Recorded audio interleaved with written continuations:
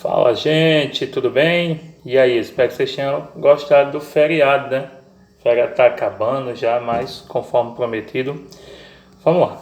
Gravando um pequeno vídeo acerca dos assuntos que foram mencionados para vocês, tá bom? Então, a primeira coisa que a gente vai entender é sobre a independência das colônias afro-asiáticas.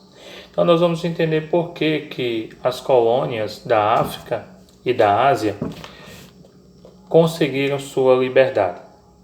Bom, a primeira coisa que a gente deve lembrar é que os países europeus, as grandes potências que tinham territórios, que tinham colônias na África e da Ásia, eles demandavam muito dinheiro e muito poder militar para manter essas áreas sob seus domínios. E isso não pôde ser mantido em virtude da Segunda Guerra Mundial. Então, com a Segunda Guerra Mundial, o foco estava em proteger a terra, o país, em garantir a soberania nacional. A França ficou invadida pela Alemanha e a Inglaterra ficou sitiada na ilha. Então, o foco era vencer a Segunda Guerra. Então, esse é o primeiro fator. Eles não conseguiram manter os exércitos dominando as colônias. Então, por isso que esse movimento acontece e as nações da África e da Ásia conseguem alcançar sua independência. Dois fatores, duas coisas fizeram com que essas independências se tornaram possíveis por parte das colônias. Primeira coisa que a gente vai entender é o antagonismo, a contradição existente. Vamos ver que contradição existente era essa. Bom, os ingleses e franceses lutavam contra um ditador que queria dominar o mundo todo, dominar outros países que não o seu. Estão entendendo a contradição? Então, como é que na Europa eu luto contra um ditador, um fascista que quer dominar outros países que não o seu, e eu vou conseguir manter-me dominando de forma autoritária, tirando as riquezas do país de uma forma contraditória? É tipo assim, eu acho que a corrupção é errada quando é dos outros, mas quando é comigo, eu não acho a corrupção errada? Estranho, né?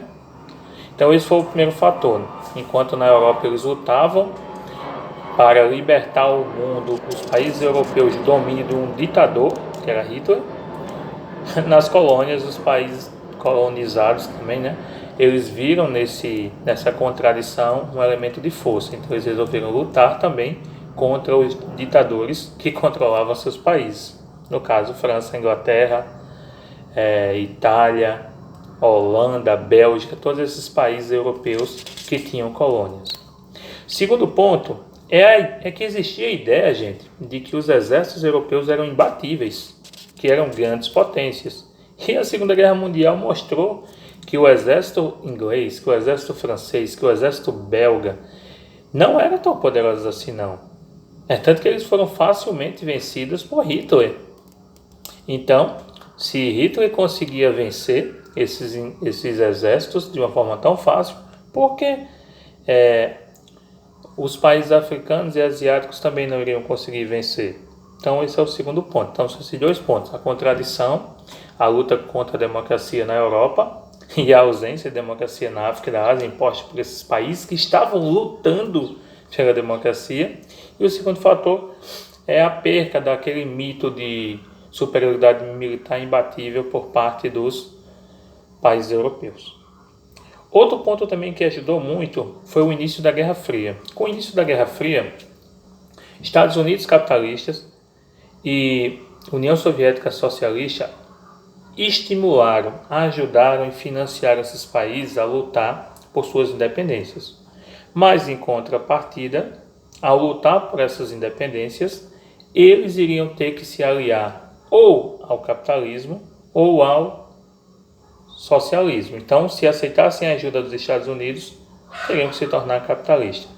Se aceitassem a ajuda da União Soviética, teriam que se tornar socialistas. Então, gente, esses são os fatores que fizeram com que as independências nos países da África e da Ásia aconteceram. Qualquer dúvida sobre isso pode me perguntar direto no Zap, ou então deixa o comentário aí no vídeo, viu?